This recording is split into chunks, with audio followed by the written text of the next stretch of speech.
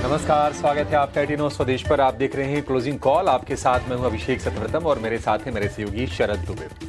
Tariff के tension ने बाजार का मूड आज फिर से खराब किया है।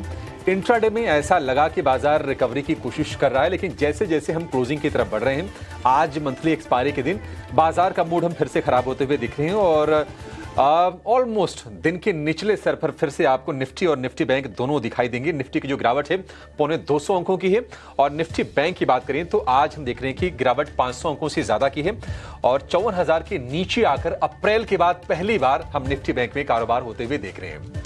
सवाल यह है कि बाजार में आपकी रणनीति क्या है। तेजी की पोजीशन है तो क्या आप उसको रोल ओवर करें निफ्टी में और बाकी स्टॉक्स में, कहां पर अच्छे मौके हैं, कॉस्ट क्या होगी, इन सारी चीजों की हम बातचीत शो में अगले 1.5 घंटे में करेंगे और अगले दिन के लिए यानी कि कल के लिए आपकी प्रिपरेशन क्या होनी चाहिए, इस पर भी बातचीत करेंगे अपने एक्सपर्ट से और बेहतरीन रेट्स भी आपके लिए हम लेकर आएंगे। लेकिन चलिए शुरुआत कर लेते हैं कैनरा बैंक न्यूज हेडलाइंस के साथ।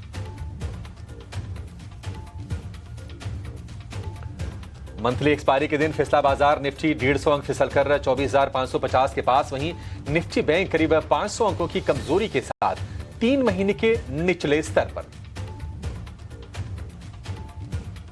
ग्लोबल बाजारों से मिले जुले संकेत। डाउ फ्यूचर्स 150 अंक मजबूत, वहीं नेस्डेक फ्यूचर सपाट। यूरोपीय बाजार भी तेजी के साथ खुले। आईटी शेयरों में चौतरफा गिरावट। एचसीएल टेक, टीसीएस और इन्फोसिस 1.5 से 3% गिरकर निफ्टी के टॉप लूजर्स, वहीं एलटीआई, माइंट्री और कोफोर्ज पर भी आधे से 1% का दबाव। रियल्टी शेयरों में लगातार दूसरे दिन कमजोरी। Godrej properties, Lodha, Phoenix mills और प्रेस्टीज 2 से 3% फिसले, वहीं ओबरॉय रियल्टी, डीएलएफ और शोभा पर भी 1% का दबाव। कॉटन में इंपोर्ट ड्यूटी की मियाद 31 दिसंबर तक बढ़ने की खबर से 12% दौड़ा वर्धमान टेक्सटाइल का शेयर। गोकुलदास भी हरे निशान में। वेल्सपन और ट्राइडेंट में भी निचले स्तर से रिकवरी की कोशिश। डिस्काउंट पर ब्लॉक डील से 5% फिसला इंटरग्लोब एविएशन का शेयर। 4% डिस्काउंट पर करीब 84 लाख शेयरों का बड़ा सौदा हुआ। प्रोमोटर ने करीब 2.25% हिस्सेदारी बेची। ओला इलेक्ट्रिक की फुल रफ्तार जारी। 2 हफ्ते में करीब 40% उछला शेयर। फेस्टिवल में मजबूत डिमांड की उम्मीद से दूसरे टू व्हीलर्स में भी खरीदारी। हीरो मोटो भी 1% मजबूत। बजाज ऑटो और आयशर हरे निशान में। सितंबर सीरीज से एफ&ओ में बाहर होंगे AB Fashion, Adani Total Gas, CESC और Granules India, IRB Infra, Jindal Stainless, Poonawalla Fincorp और एसजेवीएन का भी वायदा में आखिरी दिन। और ईवाई को भारत की ग्रोथ स्टोरी पर भरोसा। कहा 2038 तक भारत बनेगा दुनिया की दूसरी सबसे बड़ी इकोनॉमी। $34 ट्रिलियन से ज्यादा हो जाएगी भारत की जीडीपी।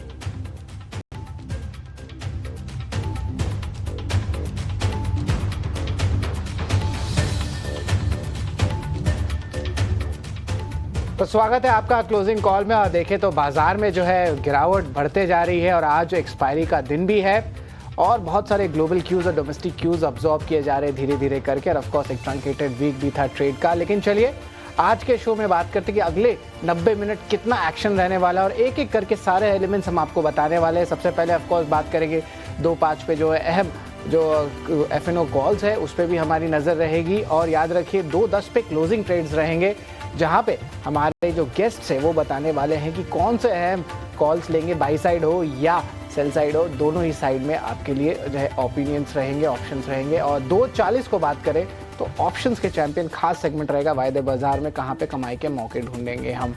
मार्केट से 3 बजे रहेगा स्टॉक्स इन न्यूज़ और जहाँ वॉल्यूम बजर्स जो आनंद शुक्ला लेके आने वाले हैं। बीटीएसटी एसटीबीटी ट्रेड्स पे भी नज़र रहेगी जहाँ पे फ्राइडे को कौन से अहम कॉल्स रहेंगे उस पर भी इम्पैक्ट रहेगा। और आखिर में 3:20 की बात करें तो एक खास सेगमेंट रहेगी इवेंट्स टू वॉच जहाँ पे कल की क्या तैयारी है उस पर भी हमारी नज़र रहेगी। लेकिन बाजार की 4 बड़ी बातें उस पर अब हम नज़र डालते हैं कि कहाँ पे जो है बाजार की फोकस है। और ऑफकोर्स सबसे पहले बात करेंगे निफ्टी लगभग 160 अंक गिरकर 24,550 के लेवल्स के पास आ गया है। रिकवरी की अटेम्प्ट हुई थी ज़रूर लेकिन फिर से जो है वो गंवा दिया गया है।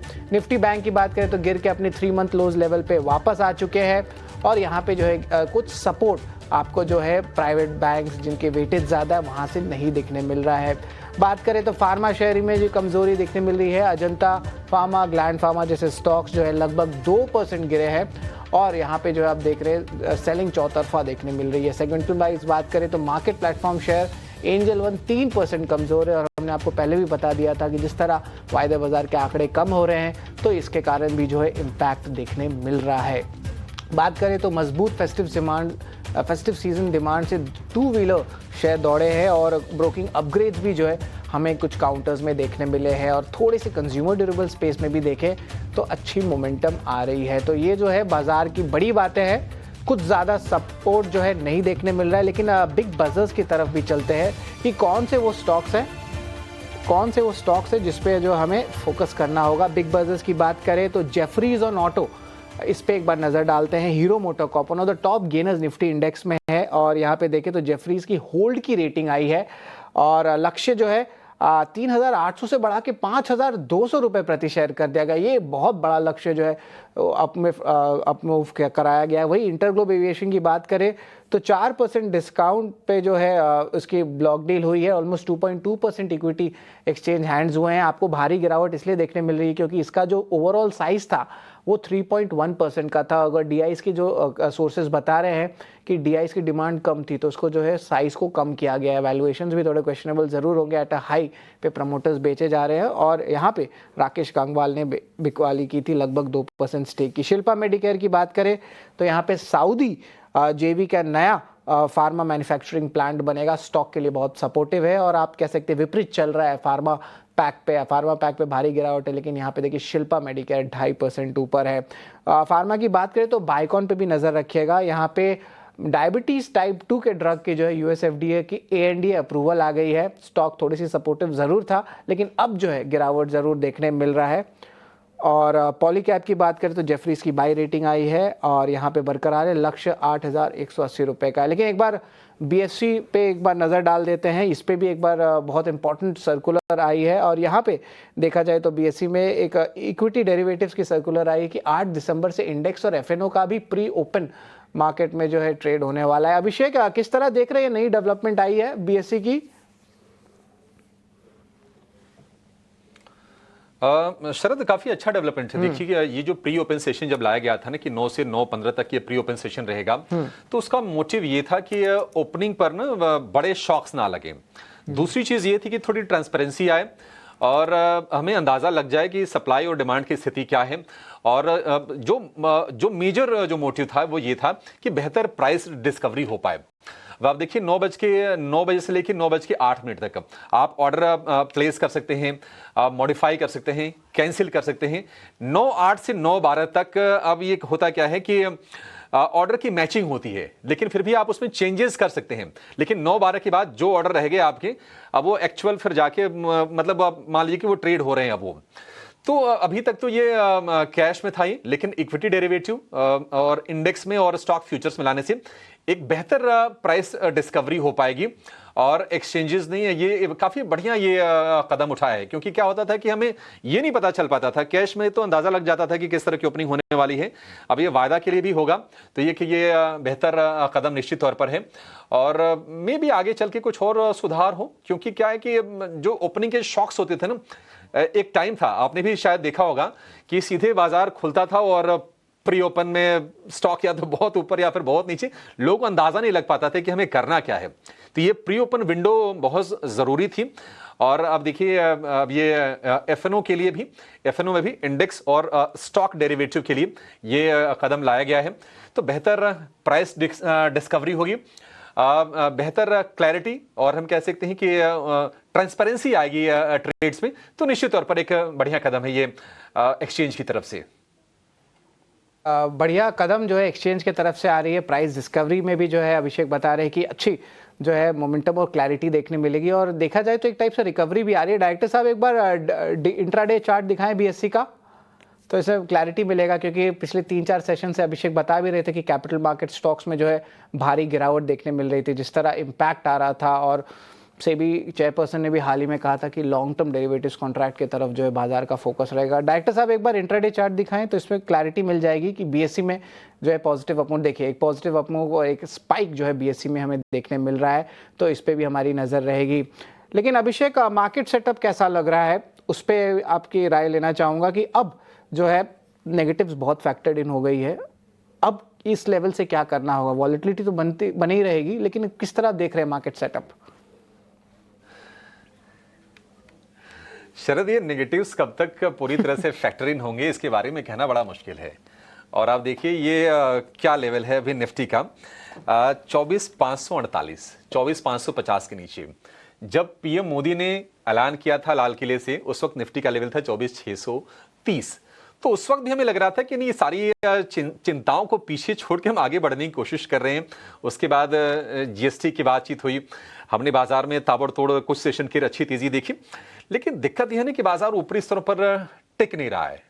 और ये जब तक मुझे लगता है कि ये मामला ना पूरी तरह से सेटल हो जाए, अब भले हो सकता है कि आप 24,000 तक के लेवल देख लें, लेकिन ये पूरी तरह से सेटल जब तक नहीं होता है, जब तक क्लैरिटी नहीं होती है कि कितना टैक्स भारत पर, अब ये 50 तो नहीं होगा, ये तो चले हम अंदाजा लगा लिए, लेकिन हमारी डिमांड सिर्फ 50 नहीं है। हम तो ये बोल रहे थे कि नहीं, जब ये खबर आई थी कि डोनाल्ड ट्रंप ने कहा था, आपको याद होगा शरद, कि इंडोनेशिया की तर्ज पर भी भारत के साथ भी टैरिफ वाली डील होगी, तो 19% इंडोनेशिया पे लगा, तो हम मान के चल रहे थे कि 19% या उससे नीचे के। तो अब नजरें उस चीज पर हैं, अब देखते हैं कि वो बातचीत कब होती है दोनों देशों के बीच, कब से फिर 5 दौर की बातचीत तो हो गई है, 6ठे दौर की शेड्यूल्ड थी 25 अगस्त को, ये बैठक आगे टल गई। अब ये स्कॉट बेसेंट की तरफ से आया है स्टेटमेंट की हम बातचीत करेंगे, लेकिन कब होगी पता नहीं। बहुत बड़ा मसला मतलब नहीं है वैसे, बट ये कि आप जब ग्लोबल वर्ल्ड में जीते हैं, आप जब एक वैसी इकोनॉमी बनने की एस्पिरेशन रखते हैं कि आप मैन्युफैक्चरिंग हब बनना चाहते हैं दुनिया की, और उसको वेटेज दिया जाता है तमाम स्टेक होल्डर्स की तरफ से, एफआईज की तरफ से, रेटिंग एजेंसीज की तरफ से, तो उसको एक झटका जरूर है कि फिर आपको ना बड़े बाजार तलाशने पड़ेंगे। अगर अमेरिका के साथ अगर रिश्ते आपकी खटाई पड़ते हैं अगर ट्रेड को लेकर, हालांकि हमें उम्मीद है कि आगे वो ठीक हो जाएगी, लेकिन ये थोड़ी चिंता तो है, और यही चिंता हम देखने की परेशान कर रही है। निफ्टी बैंक आप देखिए अप्रैल के बाद के सबसे निचले स्तर पर है, मई जून जुलाई अगस्त, मतलब 4-4.5 महीने के निचले स्तर पर आपको ये निफ्टी बैंक दिखाई दे रहा है, और कोई राहत नहीं है। मतलब 54,000 के ऊपर के हम स्तर देख रहे थे, अभी फिर से थोड़ी देर पहले हम देख रहे थे कि 54,000 के नीचे है, तो एक तनाव तो है, और 54,000 के आसपास ये बेस है। निफ्टी की बात करें, आज एक्सपायरी है शरद जरूर, लेकिन अभी जो है ना एक बड़ा नैरो रेंज लग रहा है 100 पॉइंट की। हो सकता है कि आपने एक्सपायरी अभी इसी लेवल के आसपास, ये 24,500 से 24,600, मुझे लगता नहीं कि इसके इतर एक्सपायरी होने वाले, 24,500 से 600 बीच में एक्सपायरी हो जाएगी, क्योंकि 24,500 पर निफ्टी के लिए बड़ा अच्छा सपोर्ट है। अगर आप ऑप्शंस के चेन को देखेंगे तो वहां पर जो ओपन इंटरेस्ट है करीब करीब 4.25 लाख कॉन्ट्रैक्ट्स का है, तो वहां उसके नीचे जाने की आशंका बहुत कम है, और 24,600 पर करीब करीब उतना ही कॉल साइड में आप देखेंगे, तो 24,500 से 600 इसी दायरे में आज आप एक्सपायरी की उम्मीद करके चलिए। रोलओवर्स कम है, मतलब जो एवरेज जो रोलओवर होते हैं निफ्टी बैंक में, निफ्टी और निफ्टी बैंक दोनों में कम दिखाई दे रहे हैं, तो ये थोड़ी टेंशन की बात है कि लोग अपने ट्रेड्स को उतने कैरी नहीं करना चाह रहे हैं। और आज कंज्यूमर ड्यूरेबल को छोड़ दीजिए तो बाकी सभी के सभी सेक्टर इंडेक्स में नरमी दिखाई दे रही है। कंजम्पशन में भी सिलेक्टिव बाइंग है, ऐसा नहीं कि कंजम्पशन में कोई ताबड़तोड़ कोई बाइंग हो रही हो, आगे होना होगी। रिलेटिवली थोड़ा सेफ है, इसलिए हम सुबह कह रहे थे कि कंजम्पशन हो गया, ऑटो हो गया, क्विक कॉमर्स हो गया, ये वाली कंपनी थोड़ी सी सेफ है। अदरवाइज आज माहौल तो थोड़ा नेगेटिव है, देखते हैं कि अब कल के सत्र में क्या होता है, और काफी कुछ डिपेंड करेगा। अगर पॉजिटिव बातचीत यहां से फिर से होनी शुरू होती है भारत और अमेरिका के बीच में, तब आप मान के चलिएगा। लेकिन केविन हैसेट जो कि व्हाइट हाउस के एडवाइजर हैं, ट्रंप के एडवाइजर हैं, केविन हैसेट ने कहा है कि अगर भारत नहीं झुकेगा तो फिर ट्रंप भी नहीं झुकेंगे। तो एक तरफ स्कॉट बेसेंट का बयान कुछ और आया, थोड़ा अच्छा आया, केविन हैसेट का जो बयान आया थोड़ा नेगेटिव साइड पर आया, तो ये तनातनी बनी है। भारत भी अपने मुद्दों पर झुकेगा नहीं, अमेरिका का स्टैंस आगे क्या होगा पता नहीं। तो ये अनिश्चितता बाजार को परेशान करती रहेगी शरद, और एग्जैक्टली वही होते हुए आज के सत्र में हम देख रहे हैं। गिफ्ट निफ्टी जो इंडिकेट कर रहा था शुरुआत में, उससे कहीं ज्यादा वीकनेस हम आज इंडेक्स में देख रहे हैं। और ये 24,500 का लेवल बहुत क्रूशियल है। 24,500 अगर मान लीजिए टूटता है तो फिर आप और बड़ी गिरावट के लिए तैयार हो जाएगा। हालांकि मुझे लगता नहीं है, ये मुझे लगता है कि अगला 1.5 घंटा का जो समय है ना, ये 100 पॉइंट के रेंज में ही निफ्टी निकाल देगा। जी बिल्कुल, रेंज पे तो ऑफ कोर्स सवाल दिखने मिलेगा ही, और रोल ओवर डेटा थोड़ी देर में हम आपको बताएंगे। लेकिन गिरावट जो है बढ़ रही है, पर एक रिकवरी का अटेम्प्ट निफ्टी कोशिश ज़रूर कर रहा है, लेकिन टू अर्ली टू से। लेकिन एक एक करके हमारे गेस्ट से हम इंट्रोड्यूस कराते हैं। कुणाल शाह और ओशो कृष्ण हमारे साथ जुड़ रहे हैं। Good afternoon gentleman. कुणाल, आपसे शुरुआत करते हैं।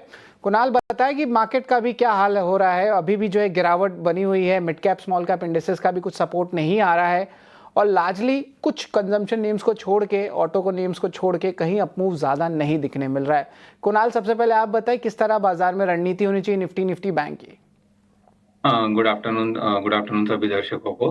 सी डेफिनेटली अगर मार्केट्स आप देखोगे तो लास्ट वीक भी हमने डिस्कस किया था कि द पेन पॉइंट मार्केट के लिए था बैंक निफ्टी।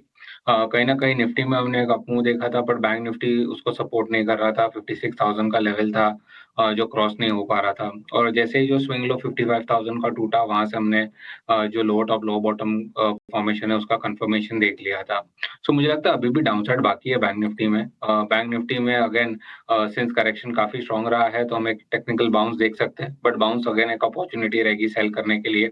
मैं एक्सपेक्ट कर रहा हूँ डाउन साइड में बैंक निफ्टी 53,000 के लेवल्स को भी टच कर लेगा। सो यहाँ से और भी डाउन साइड बाकी है। अगर आप डेली चार्ट पे देखोगे तो एक राउंडिंग टॉप बन गया है बैंक निफ्टी के लिए, और हम एग्जैक्टली और राउंडिंग टॉप के सपोर्ट के आसपास है। सो यहाँ से एक पुल बैक आ सकता है जो शायद बैंक निफ्टी को 55,000 तक वापस लेके जाए, बट अगेन वो एक अपॉर्चुनिटी रहेगी सेल करने के लिए।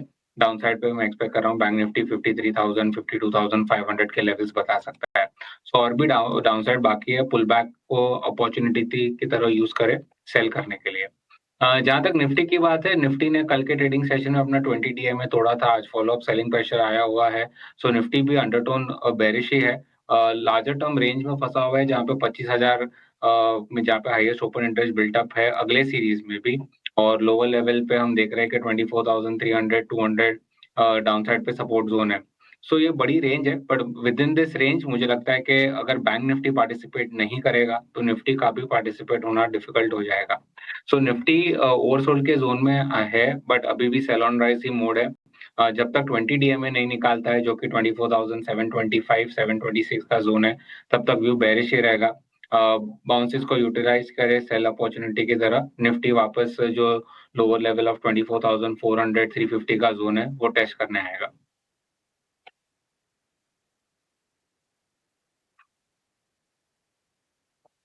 ये आपके लिए इंडेक्स पर रणनीति हो गई। लेकिन चलिए अब ये जान लेते हैं कि अगर आपको शेयरों में मौके खोजने हैं, क्लोजिंग शो में आपके लिए मौके कहां पर बनेंगे। हो सकता है कि ये कुछ शेयर आपके लिए कल भी काम आ जाएं, तो पहले लेकर आएंगे क्लोजिंग ट्रेड, उसके बाद एक एक करके शो में आगे बढ़ेंगे फिर से।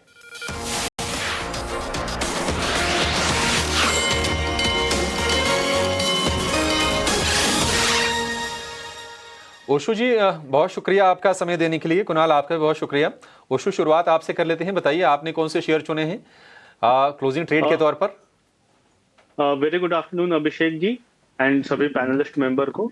कि अभी भी मार्केट में नो डाउट मुझे अभी थोड़ा सा आउटलुक नेगेटिव टर्न अराउंड होते हुए दिखाई दे रहा है, बट जो दो स्टॉक स्पेसिफिक एक्शन है दोनों में एक अच्छा ट्रैक्शन बना हुआ है। सबसे पहला बाई का रिकमेंडेशन है ब्लू स्टार में। ब्लू स्टार में अगर हम देखें तो काफी स्ट्रॉन्ग पैटर्न फॉर्मेशन हुआ था, फ्लैग कप एंड हैंडल का फॉर्मेशन हुआ था, एंड लास्ट पूरे वीक ये कंसोलिडेट किया है, एंड आज वापस से अपने नेकलाइन को रीटेस्ट करके एक स्ट्रॉन्ग बाउंस देखने को मिल रहा है। सो ब्लू स्टार में करंट लेवल्स पे एक अच्छी अपॉर्चुनिटी है एक्यूमुलेट करने के काउंटर्स को, तो करंट लेवल्स पे बाई करें। इसका जो बुलिश गैप है उसका स्टॉप लॉस मेंटेन करना है, 1840 का स्टॉप लॉस है, एंड हायर लेवल्स पे मुझे लगता है 1965 का शॉर्ट टर्म में टारगेट देखने को मिल सकते हैं। सेकेंड काउंटर है मेदांता, जो कि ग्लोबल हेल्थ से भी जाना जाता है। तो मेदांता में भी एक अच्छा सेक्युलर अप ट्रेंड मेंटेन्ड है, एंड अभी भी काउंटर अपने सारे ही शॉर्ट टर्म मूविंग एवरेज के ऊपर होवर कर रहा है। तो करंट मार्केट सिचुएशन में भी आउट परफॉर्मेंस शोकेस कर रहा है, एंड मुझे लगता है यहाँ पे एक अच्छी अपॉर्चुनिटी है काउंटर को एक्यूमुलेट करने की। सो 1400 1410 के आसपास काउंटर होवर कर रहा है, बाई की सलाह है। 1370 का स्टॉप लॉस मेंटेन करें एंड अप्रोक्सीमेटली 1455 का शॉर्ट टर्म या इमीडिएट टर्म्स में टारगेट देखने को मिल सकता ठीक है, ब्लू स्टार और ग्लोबल हेल्थ, ये दो शेयर, ग्लोबल हेल्थ यानी कि मेदांता, ग्लोबल हेल्थ को लेकर बुलिश हैं कुणाल। 1455 के टारगेट, 1370 का स्टॉप लॉस। और अगर हम ब्लू स्टार की बात करें तो हमने देखा है कि हाल फिलहाल थोड़ी तेजी बनी है, और आज अगर देखेंगे ना, एकमात्र जो सेक्टर इंडेक्स आपको हरे निशान में दिखाई देगा वो है बीएसई कंज्यूमर ड्यूरेबल, उसी सेगमेंट से ये कंपनी ब्लू स्टार। 1965 रुपए की टारगेट और 1840 रुपए का आपको स्टॉप लॉस लगा के इसको ट्रेड करना है। कुणाल जी, आप बताइए सर, आप कहां पर बुलिश हैं, और क्या दोनों इस कमजोरी के बाजार में बाई साइड के ट्रेड है औशो जी की तरह, या फिर एक बाई का और एक सेल का सौदा होगा आपके पास? आई थिंक एक बाय और एक सेल साइड की तरफ जाएंगे। फर्स्ट मैं बाय साइड डिस्कस करूंगा। स्टॉक का नाम है पॉलीकैब। आई थिंक यहाँ पे स्ट्रक्चर पॉजिटिव रहा है, हार्ट ऑफ हाई बॉटम सभी भी इंटैक्ट है। ऐसे वोलेटाइल मार्केट में स्टॉक अपने 20 डीएमए पे सपोर्ट ले रहा है, सो यहाँ से अपसाइड और भी बाकी है। सो पॉलीकैब पे बाय की सलाह रहेगी। स्टॉप लॉस रहेगा 6950 का, टारगेट्स रहेंगे 7300 से लेके 7420 तक के। सो पॉलीकैब पहला स्टॉक रहेगा जो बाय साइड पे है। सेकंड स्टॉक है वो मेरा सेल साइड पे, ऑलरेडी ट्रेंड खराब है एंड मुझे लगता है कि और भी डाउनसाइड यहाँ पे बाकी है, और स्टॉक का नाम है एनएचपीसी। ऑलरेडी स्टॉक एक लोअर टॉप लोअर बॉटम है। एक जो सपोर्ट जोन था स्टॉक का 80-81 के आसपास का, वो ब्रीच हुआ है और वो अभी रेजिस्टेंस की तरह काम कर रहा है। सो एनएचपीसी को सेल करने की सलाह रहेगी। 81 का स्टॉप लॉस रखना है। डाउनसाइड पे स्टॉक आपको 77 से लेके 74 तक के टारगेट्स बता सकता है। ठीक है, पॉलीकैब को खरीदना है 7420 के टारगेट, 6950 के स्टॉप लॉस। और एक आपके लिए सेल की रिकमेंडेशन है कुणाल की तरफ से, एक बाय और एक सेल, वो भी आपके सामने ही हम स्क्रीन पर लेकर आएंगे। ठीक है, दो सौदे ये हो गए। एनएचपीसी में 77 और 74 रुपए के टारगेट होंगे सेल साइड पर, और स्टॉप लॉस यहां पर आपको लगा के चलना सिर्फ 2 रुपए ऊपर का। फिलहाल हम देख रहे हैं कि 79 रुपए का भाव है, 81 रुपए पर आपको स्टॉप लॉस लगा के चलना है एनएचपीसी। ठीक है, चलिए आगे बढ़ते हैं, कुछ और शेयरों के बारे में चर्चा करते हैं। आज बाजार को अगर आप देखेंगे कि जो शेयर थोड़ा बहुत सपोर्ट करने काम कर रहे हैं, उसमें ऑटो स्टॉक्स आपको दिखाई देंगे। ऑटो में हीरो मोटो थोड़े लीडरशिप की भूमिका में है, 1% के आसपास की तेजी हम हीरो मोटो में देख रहे हैं, और 5100 रुपए के ऊपर अब ये सस्टेन कर रहा है शेयर। 4100 से हमने रैली की शुरुआत देखी थी हीरो मोटो में, और 1000 रुपए की एक तरफा तेजी इसमें है। कुछ इंटरेस्टिंग डेटा है कि एक महीने में जो 4 व्हीलर या फिर 2 व्हीलर जो शेयर है उनकी चाल कैसी रही है। आप देखेंगे कि हीरो मोटो करीब 20% चला, टीवीएस मोटर में 16% की तेजी, बजाज ऑटो में करीब 7.5% की तेजी, और ओला इलेक्ट्रिक की बात करें तो 31% की बड़ी तेजी। थोड़े छोटे भाव का शेयर भी है और फंड हाउसेज एक्टिव हुए हैं। लेकिन अगर हम 4 व्हीलर की बात करें तो आप देखेंगे मारुति करीब 19.5%, Hyundai 20%, M&M 3% क्योंकि M&M चला हुआ था, और टाटा मोटर की बात करें तो नेगेटिव रिटर्न है 1.5% के आसपास की। रीजंस क्या ऑटो शेयर चलने के, फटाफट आपके सामने वही बता देता हूं कि एक तो जीएसटी की स्लैब घटाने का फैसला किया गया, और माना जा रहा है कि 1200 सीसी से जो कम की गाड़ियां हैं या फिर 350 सीसी की कम की जो मोटरसाइकिलें हैं उन पर 18% का जीएसटी लगेगा, जो अभी 28% के आसपास का है। एक ट्रिगर ये है।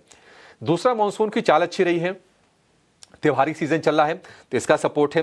कंपनियों ने अपनी ग्रोथ की स्ट्रेटजी अनवील जो की है वो बाजारों को पसंद आई है, इसके चलते लोअर लेवल से बाइंग हमने देखी है, और लोअर लेवल की से बाइंग को लेकर वजह यह भी रही है कि ईवी को लेकर हलचल फिर से बढ़ी है, और फंड्स अब इन शेयरों में खरीदारी कर रहे हैं, और ऊपरी स्तरों से गिरावट के बाद वैल्यूएशन आकर्षक हो गए थे तो निवेशक उसका फायदा उठा रहे हैं।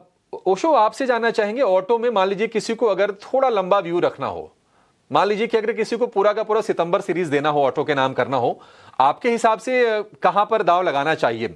आप बता सकते हैं, एक 4 व्हीलर बता दीजिए, एक 2 व्हीलर बता दीजिए, 2 से ज्यादा हो तो भी चलेंगे सर।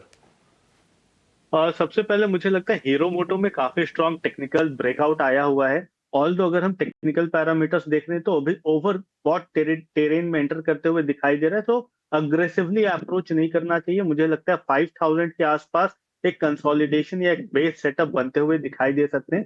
तो अगर फ्रेश पोजीशन बनानी तो थोड़ा वेट करें 5000 से 4900 के लेवल्स में एक्यूमुलेट करने का।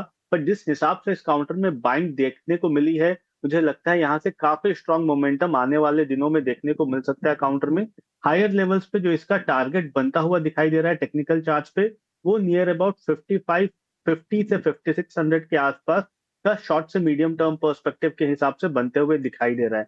तो ये काउंटर में अभी भी बुलिश अप्रोच लेकर के चलना चाहिए, बट थोड़ा इंतजार करना चाहिए। इन केस अगर आपको प्रॉफिट बुकिंग आती है तो फ्रेश पोजीशंस बनाएं, अगर पोजीशन है तो बिल्कुल अपने पोजीशन को होल्ड करके चला जा सकता है।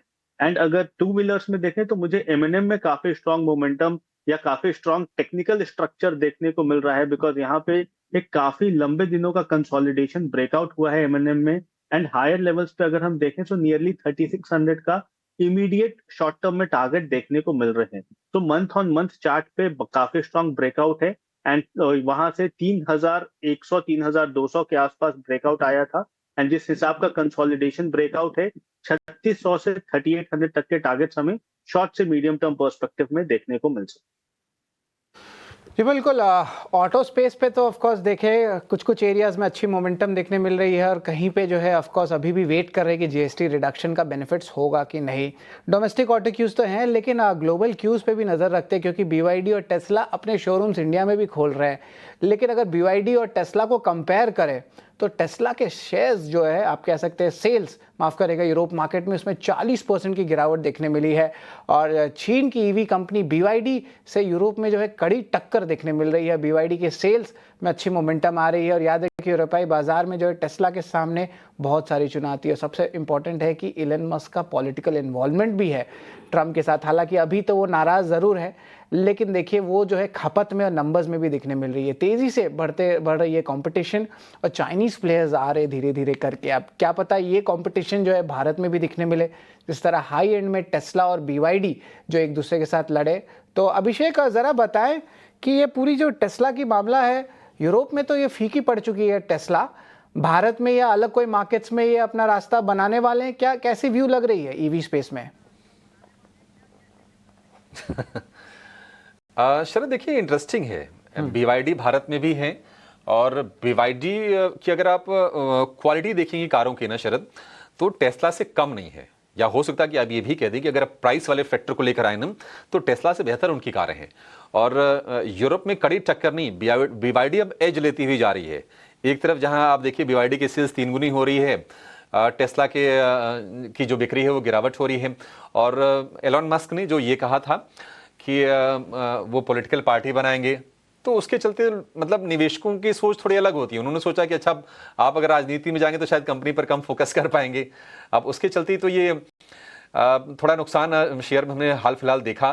थोड़े लोअर लेवल से रिकवरी की कोशिश है, लेकिन बीवाईडी एक अलग लेवल की कंपनी है। मतलब जो क्वालिटी है, क्योंकि आप सिर्फ क्वालिटी नहीं देखते हैं, आप देखते हैं कि प्राइस से अगर उसको प्राइस के हिसाब से अगर कंपेयर किया जाए तो बीवाईडी में वैल्यू प्रोपोजिशन वो ज़्यादा बेहतर दिखाई देते हैं।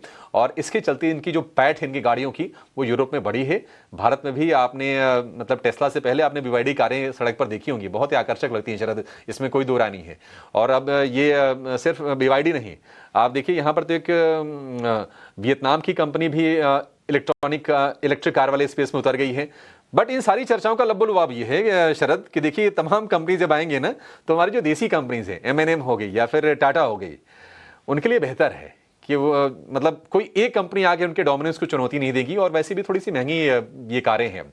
जो चीज़ आपको एमएनएम में हो सकता है कि 20 25 30 लाख में मिल जाएगी, उसके लिए आपको 60 लाख रुपए चुकाने पड़ेंगे। तो देखते हैं, अब ये एक बदलता हुआ लैंडस्केप है, आगे का पता नहीं आगे क्या होगा। बट ये जो खबर आई है टेस्ला के लिए नेगेटिव तो ज़रूर है ये। जी बिल्कुल, टेस्ला के लिए नेगेटिव ज़रूर है। और हमने भी जो है ऑटो स्पेस पे जो है अच्छी डिस्कशन की है ऑटो से। लेकिन मूव करते एविएशन के तरफ, और मेरा नज़र इंटरग्लोब एविएशन पे आया है। स्टॉक के ऑफ कोर्स देखे तो प्रमोटर ने जो ओपन मार्केट में बिकवाली की है, लेकिन बात 3% की थी, लेकिन हुआ सिर्फ 2%। अब ऑफ कोर्स इसका एक रीज़न ये भी हो सकता है कि डीआईज के प्रति जो है डिमांड उतना आया नहीं है। देखिए स्टॉक 5% गिरा हुआ है। कुणाल, आपसे ये सवाल रहेगा, इंटरग्लोब एविएशन पोजिशनली बात करते हैं, यहाँ पे बाय द डिप होनी चाहिए कि अभी भी वैल्यूएशंस पे कुछ सवाल हैं और ग्रोथ में थोड़ा बहुत क्वेश्चंस आ सकते हैं? इकरा की भी रिपोर्ट आई है कि लॉसेस बढ़ सकते हैं अगले साल, बट मेरा कहना है कि शॉर्ट टर्म बेसिस पे तो सारे ही रूट्स महंगे हो गए हैं और फेस्टिव सीजन में बहुत बड़ी बुकिंग्स हो रही है। तो कुणाल, आप किस तरह देख रहे हैं InterGlobe Aviation? Buy the dip रणनीति होनी चाहिए, स्टॉक 5750 लेवल्स पे है। I think definitely buy on dips का अप्रोच रखना चाहिए इंडिगो पे। ओवरऑल लार्जर टर्म जो स्ट्रक्चर है वो अभी भी पॉजिटिव है। जहाँ पे सपोर्ट है स्टॉक का वो है 5600। सो मुझे लगता है 5600 5500 के जोन पे स्टॉक आ सकता है, जहाँ पे सपोर्ट टेस्ट करेगा एंड वहां से मुझे लगता है कि एक अच्छी खासी रैली वापस आनी चाहिए। 5600 के आसपास स्टॉक का 100 डीए में भी है। सो आई थिंक वो एक सपोर्टिव काम करेगा एंड वहां से वापस रैली स्टार्ट होगी जो स्टॉक को 6000 6100 तक लेके जा सकती है। सो डिप्स को यूटिलाइज करे बाय करने के लिए। ऑलरेडी 5754 के आसपास चल रहा है, तो शायद और 150-200 पॉइंट नीचे एक अच्छी अपॉर्चुनिटी बन सकती है बाय करने के लिए। खरीदारी की राय आ रही है इंटरग्लोब एविएशन के लिए। पोजिशनली जो है इस पे हमारी नज़र ज़रूर रहेगी। और एक और काउंटर है जहाँ पे अच्छी मोमेंटम देखने मिली है और ये है आपका टाइटन। कंजम्पशन स्पेस पे है और यहाँ पे देखें तो ज्वेलरी सेगमेंट पे तो ऑफ कोर्स फेस्टिव सीज़न रहता है तो आँख रहती है। बहुत स्मॉल बेसिस पे मैं कहूँगा जो छोटे अवधि के लिए ओशो क्या इंपॉर्टेंट लेवल्स रहेंगे टाइटन के? स्ट्रेंथ तो है बट ऐसा नहीं है कि बहुत बड़ा स्ट्रेंथ दिखाया जा रहा है बिकॉज गोल्ड प्राइजेस महंगे हैं। लैब ग्रोन डायमंड है, सिल्वर के प्रति भी सुनने में आया इंटरेस्ट बहुत है बाजार में। लेकिन ओशो ज़रा बताएं टाइटन पे आपकी क्या राय रहेगी? सी टाइटन में ओवरऑल आउटलुक काफी पॉजिटिव है, बट अगर हम हिस्टोरिकल प्राइस एक्शन देखते हैं तो 3700 से 3800 का काफी स्ट्रॉन्ग रेजिस्टेंस है। तो जब तक इस रेंज को ब्रेक थ्रू नहीं करता है तब तक थोड़ा सा हायर लेवल्स पे सप्लाई इंक्रीज कर सकता है काउंटर में। बट ओवरऑल अगर हम देखें अभी शॉर्ट टर्म में बिल्कुल ही अपने 200 सिंपल मूविंग एवरेज से काफी स्ट्रॉन्ग मोमेंटम पकड़ा था काउंटर ने। एंड अभी भी अगर थोड़ा करेक्शन आता है नियर अबाउट 3500 पे तो बाइंग की ही अपॉर्चुनिटी लेकर के चलने चाहिए। अगेन हायर लेवल्स पे 37 से 3800 एक क्रूशियल हर्डल है, वहां पे काफी वॉचफुल रहना चाहिए, अपने प्रॉफिट्स को ट्रेल करते रहना चाहिए स्टॉप लॉसेस के साथ। एंड अगर 3800 के ऊपर ब्रेक थ्रू दिखता है तो हमें मल्टी वीक या मल्टी मंथ ब्रेकआउट भी टाइटन में आने वाले दिनों में देखने को मिल सकते हैं। तो काफी क्रूशियल जंक्चर पे है, डिप्स पे बाय करें 3500 से 3450 पे एंड हायर लेवल्स पे अपने प्रॉफिट्स को ट्रेल करते रहें एंड ब्रेकआउट का इंतजार करें। स्टॉप लॉसेस जो है ट्रेलिंग स्टॉप लॉस जरूर लगा के रखे टाइटन के लिए। लेकिन चलिए एक छोटा सा ब्रेक। निफ्टी की जो गिरावट है वो है 150 अंकों की। निफ्टी बैंक की जो गिरावट है करीब 550 अंकों की। 250 अंक निफ्टी नीचे है। तो अब एक छोटे से रेंज में फिलहाल पिछले आधे पौने घंटे से उथल पुथल आप होते हुए देखेंगे। और कंजम्पशन वाले कुछ शेयर से एकमात्र शेयर टाइटन है जहां पर 1% से ज्यादा की तेजी है। लेकिन अगर आप दूसरी साइड में देखेंगे तो आईटी वाले शेयरों ने पिछले कुछ मिनटों में बाजार पर दबाव बढ़ाना शुरू किया है। टीसीएस, इन्फोसिस, एचसीएल टेक, ये 3 शेयर गिरावट के साथ कारोबार करते दिखाई देंगे। और बैंकिंग की अगर हम बात करें तो बैंकिंग में एचडीएफसी बैंक में बोनस इशू होने के बाद भी लिक्विडिटी तो बढ़ गई है, लेकिन शेयर की गिरावट है वो नहीं रुक रही है। आज फिर से हम देखने की शेयर करीब करीब 1.5% नीचे कारोबार करता हुआ आपको दिखाई देगा। एक और एक्सपर्ट को जोड़ते हैं अपने साथ। हमारे साथ जुड़ गए हैं पृथ्वी फिनमार्ट के हरीश जुजारे। हरीश जी, बहुत शुक्रिया आपका समय देने के लिए। हरीश जी, जरा फटाफट अपनी ट्रेडिंग कॉल्स बता दीजिए, उसके बाद हम अपने शेयर आपसे पूछेंगे। गुड आफ्टरनून अभिषेक जी। बिल्कुल जिस तरीके से मार्केट का रुझान है, देखिए लगातार हमने नीचे की तरफ मूवमेंट देखने मिल रहा है। निफ्टी ऑलमोस्ट मुझे लग रहा है कि 24,450 के आसपास एक मेजर सपोर्ट है। जो प्रीवियस स्विंग लोस है वहां से हमने देखा था कि रिकवरी देखने मिल रहा था।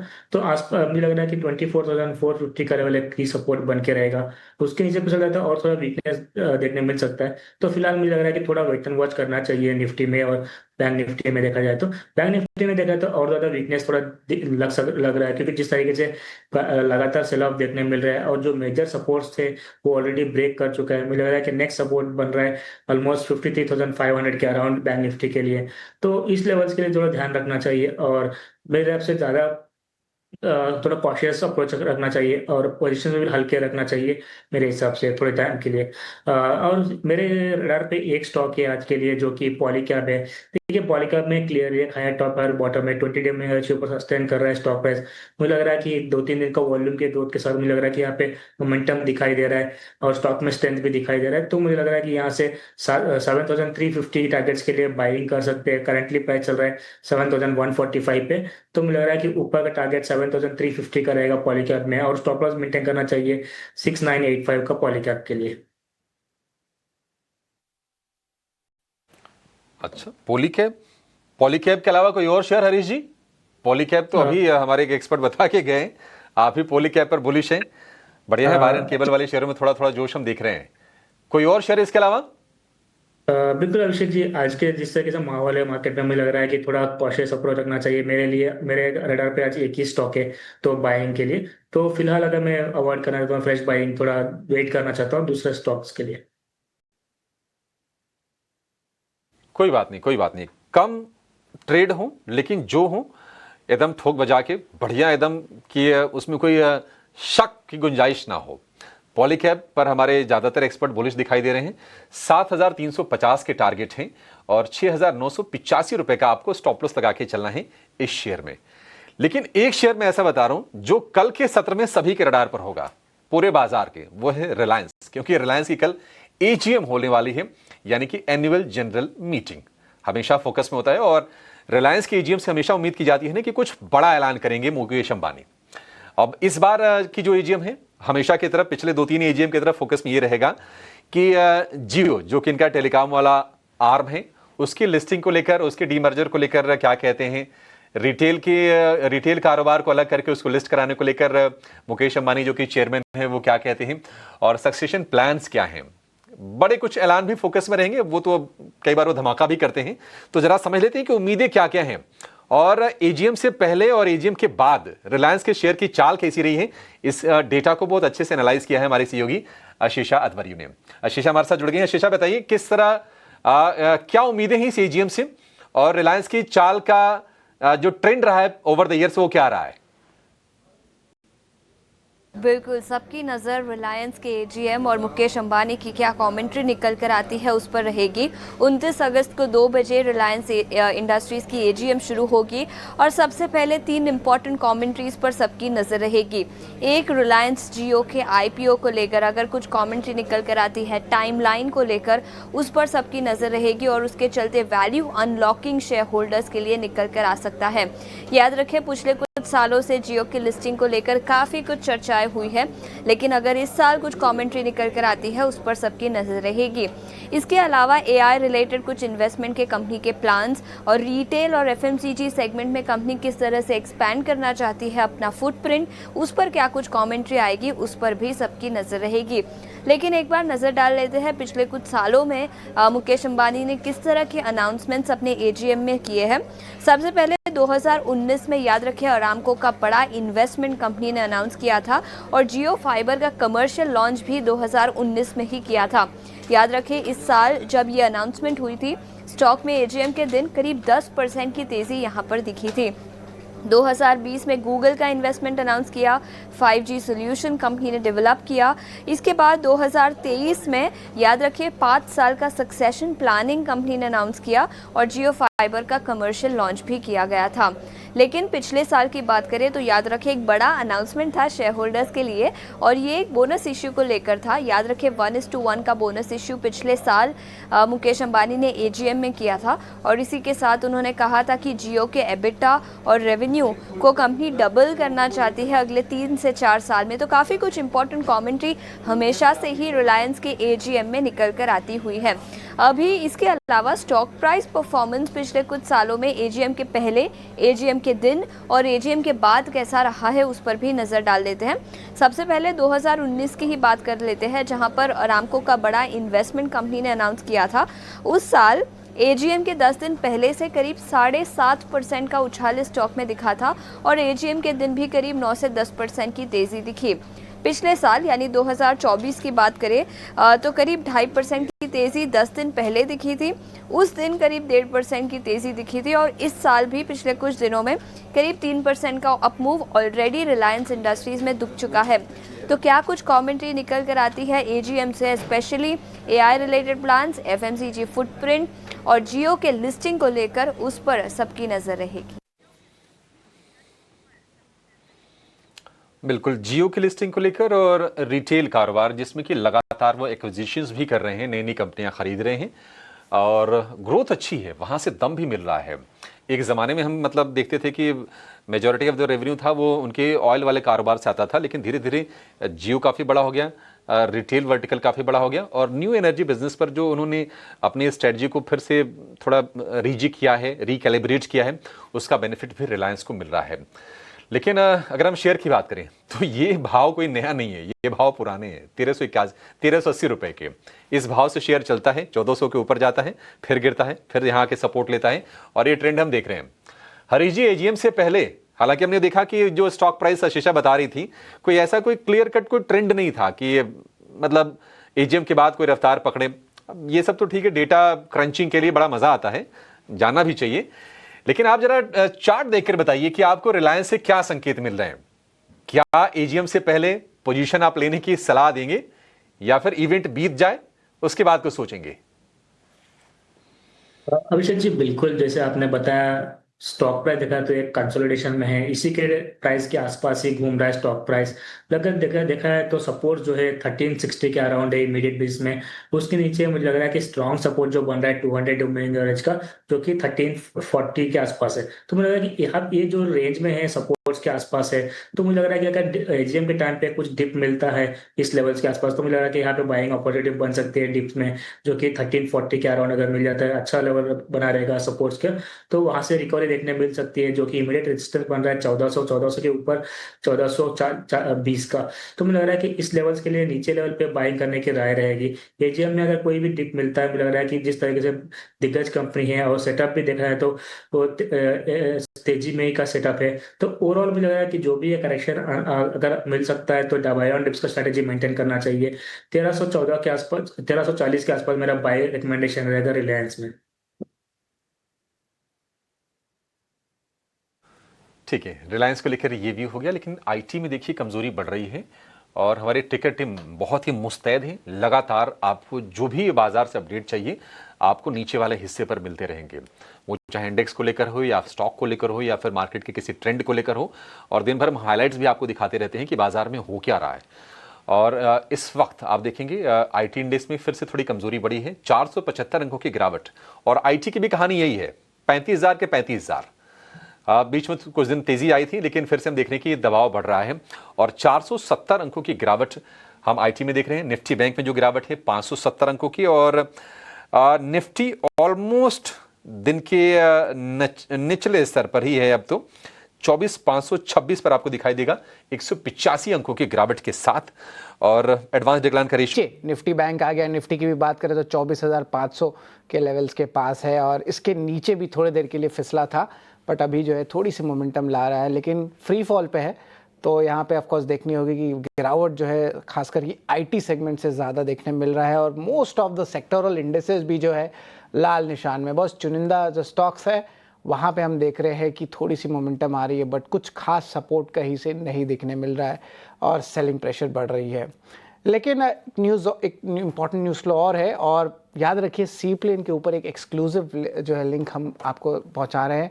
और सी प्लेन की अगर बात करें तो अगर आप पोर्ट ब्लेयर में है, केरला में है और आपको छोटे छोटे व्यू प्लेसेस में जाने हैं, छोटे सीटर वाले प्लेन्स चाहिए, तो उसके लिए उड़ान स्कीम पे कुछ एक नया अनाउंसमेंट आया है और उसी बेसिस पे लेके सरकार ने जो है सी प्लेन सेवाएं दोबारा शुरू करने की योजना बना रहे हैं। इस एक्सक्लूसिव खबर के साथ हमारे सहयोगी समीर दीक्षित जुड़ रहे हैं। समीर, बताएं सी प्लेन्स को लेके क्या एक्सक्लूसिव है? लगभग 5 साल बाद एविएशन मंत्रालय एक बार फिर कोशिश कर रहा है भारत में सी प्लेन ऑपरेशंस के संचालन को लेकर के, और इसी दिशा में एविएशन मंत्री राममोहन नायडू ने अनाउंस भी किया है कि संभवतः अक्टूबर में इसी साल 2 ऑपरेटर्स ऐसे हैं जो कि सी प्लेन भारत में लाएंगे और उसके बाद उसका कमर्शियल ऑपरेशन स्टार्ट करेंगे। सूत्र ये बता रहे हैं कि स्पाइसजेट का जो सी प्लेन आर्म है या जो डिवीजन है, जो sky hop aviation private limited के नाम से है, संभवतः ये पहला प्लेयर होगा जो सी प्लेन ऑपरेशन स्टार्ट करेगा। स्पाइसजेट के पास पहले ही देश के 20 रूट में सी प्लेन ऑपरेट करने के राइट्स मौजूद हैं और पहला रूट संभवतः आंध्र प्रदेश का होगा।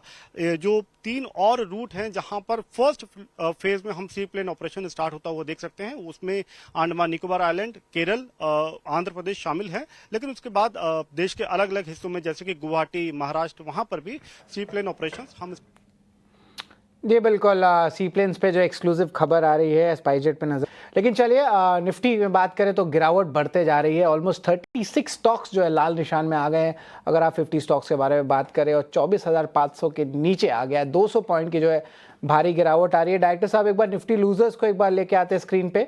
यहाँ पे देखें तो और ज़्यादा जो है गिरावट देखने मिल रहा है। 200 पॉइंट की गिरावट आ गई है। निफ्टी के टॉप लूजर्स को एक बार फायर करें तो पता चलेगा कि कहाँ पे जो है गिरावट ज़्यादातर देखने मिल रहा है। और आपके स्क्रीन में देखिए श्रीराम फाइनेंस 3.5% डाउन है। HCL टेक, इन्फोसिस और TCS, 3 बड़े IT कंपनी में जो भारी गिरावट देखने मिले। तो IT में सेलिंग बढ़ गई है। हालांकि पावर ग्रिड और जियो फाइनेंशियल सर्विसेज में भी देखें तो 1.5% से ज़्यादा की गिरावट आई है। कोई भी सेक्टर अब सपोर्ट नहीं कर रहा है और इसका कारण जो है सेलिंग प्रेशर ज़्यादा बढ़ते जा रही है। हरीश, एक बार बाजार पे एक बार चेक लेंगे और आज ऑफ कोर्स आखिरी दिन भी है मंथली एक्सपायरी का और वॉलेटाइल काउंटर्स हो गए हैं। ज़रा बताएं IT स्पेस में जो है यहाँ पे फ्रेश शॉट्स लेने चाहिए कि कोई पोजिशनली एक बाई कर सकते हैं कॉन्ट्रा का। हरीश, IT स्पेस पे एक बार नज़र डालें, निफ्टी IT इंडेक्स पे नज़र डालें।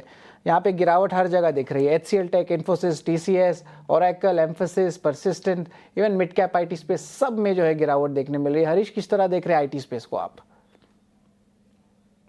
बिल्कुल शरद जी, जिस तरह का देखिए IT में प्रेशर बन रहा है सडनली देखा जाए तो लास्ट 2-3 दिन में उनसे थोड़ा रैली देखने मिला था, वहां से फिजल आउट होते हुए वापस निफ्टी IT में भी इंडेक्स में भी देखा जाए तो लगातार सेलिंग देखने मिल रहा है। और मेजरली देखा जाए तो HCL टेक वगैरह ज्यादा प्रेशर देखने मिल रहा है वहां से। मुझे लग रहा है कि HCL टेक जो है एक ब्रेकडाउन दिया है स्टॉक प्राइस। मुझे लग रहा है कि यहाँ पे और भी गिरावट देखने मिल सकता है HCL टेक्नोलॉजीज में। जो सपोर्ट बन रहा है, मुझे लग रहा है कि 1440 के नीचे और वीकनेस बढ़ सकता है HCL टेक में। मुझे लग रहा है कि थोड़ा भी पुल बैक आता है तो 1460 के आसपास सेलिंग का एक शॉर्ट पोजीशन बना सकता है HCL टेक्नोलॉजीज में। नीचे मुझे लग रहा है कि मेजर सपोर्ट जो है 1410 के आसपास है, उसके लिए टारगेट्स के लिए बिल्कुल सेलिंग का अपॉर्चुनिटी बन सकता है HCL टेक्नोलॉजीज में। अगर स्टॉप लॉस मेंटेन करना है, मुझे लग रहा है कि 1475 का तो और HCL टेक में सेलिंग का राय रहेगी। अगर वही चीज एक अगर TCS की बात करते हैं, मुझे लग रहा है कि TCS में एक डिप में बाय करने की राय रहेगी। जिस तरीके से देखिए एक कंसोलिडेशन के बाद स्टॉक प्राइस 2-3 दिन पहले एक बाउंस देखने मिला था, वापस मुझे लग रहा है कि 20 डे मूविंग एवरेज के आसपास आते हुए नजर आ रहा है। मुझे लग रहा है कि इसमें एक बाइंग का अपॉर्चुनिटी बन सकता है। TCS में डिप आए तो मुझे लग रहा है कि सपोर्ट जोन बन रहा है 3080 के अराउंड। तो मुझे लग रहा है कि ये डिप्स मिलता है तो बिल्कुल बाइंग कर सकते हैं TCS में। और ऊपर मुझे शॉर्ट टर्म में टारगेट्स दिखाई दे रहे हैं 3200 3220 के लेवल्स के लिए बाइंग कर सकते हैं TCS में। इसमें बाय द डिप की रणनीति है। 3100 लेवल्स पे आ गया है और ऑफ कोर्स 5 साल के एवरेज वैल्यूएशन लेवल्स पे जो अभिषेक भी बात कर रहे थे तो यहाँ पे देखें उस लेवल्स के भी नीचे आ गए। निफ्टी IT इंडेक्स में 500 अंकों की गिरावट आई है तो ये तो बड़ा गिरावट जरूर देखने मिल रहा है। इस पे हमारी नज़र ज़रूर रहेगी। लेकिन चलिए एक छोटा सा ब्रेक लेते हैं और ब्रेक के बाद markets at 3, BTST, STBT trades और अहम टेक्निकल पिक्स और फंडामेंटल पिक्स हम लेके आएंगे आपके लिए।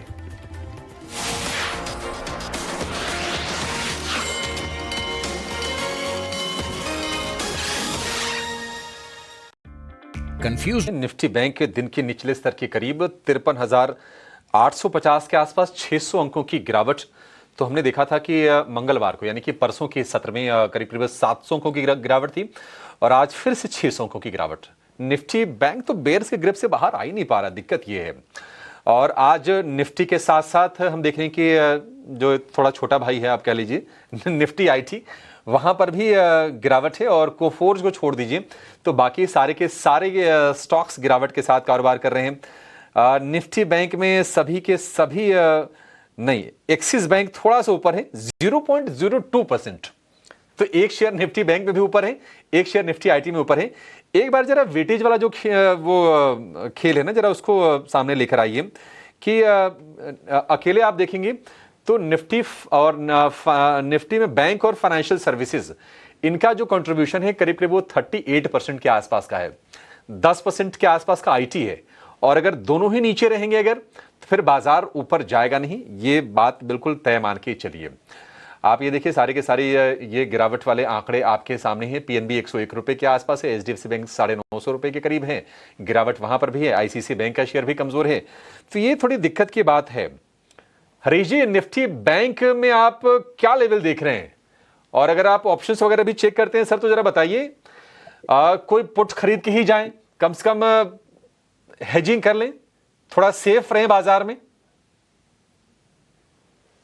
बिल्कुल अभिषेक जी, देखा है तो जैसे इसके पहले डिस्कस किया था हमने, निफ्टी बैंक में क्लियरली एक ब्रेकडाउन देखने मिल रहा था और उसके बाद मुझे लग रहा है कि इसका वीकनेस लगातार बढ़ रहा है। तो मेजर सपोर्ट जो है 23,500 के आसपास है।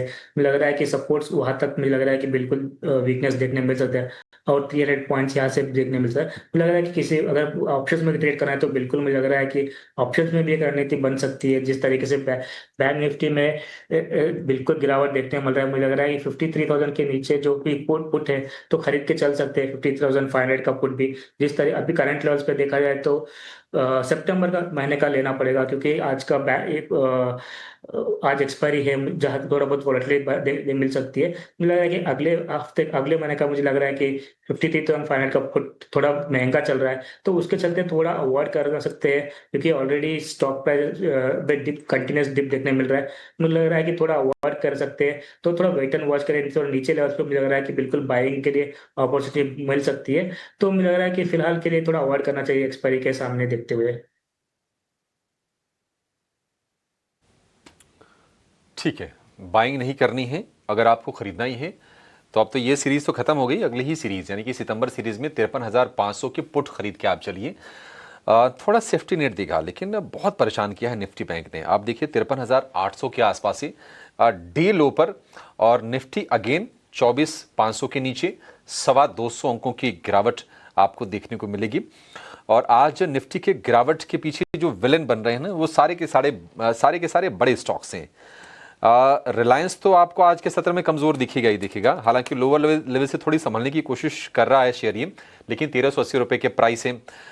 इंडेक्स के कुछ और अगर हम हेवी वेट्स की बात करें तो आप देखिए एचडीएफसी बैंक करीब करीब 2.25% नीचे ये शेयर है। टीसीएस इन्फोसिस एक बड़ा वेट रखते हैं, इन्फोसिस का करीब 4% के आसपास का होगा, टीसीएस का 3.5% के आसपास का होगा। ये दोनों के दोनों शेयर आज गिरावट के शिकार हो रहे हैं। और क्रैक कंजम्पशन में भी ऐसा नहीं कि कंजम्पशन में सारे के सारे शेयर चल रहे हैं, अगर चल रहे होते तो फिर इंडेक्स ऊपर होता है। लेकिन आप देखिए इटर्नल करीब 1.5% नीचे, टाटा कंज्यूमर करीब 1.5% नीचे, जियो फाइनेंस रिलायंस ग्रुप की ही कंपनी, जियो फाइनेंस में हम कमजोरी देख रहे हैं करीब 1.5% के आसपास की। एनर्जी वाले खेमे में भी आज हम नरमी देख रहे हैं।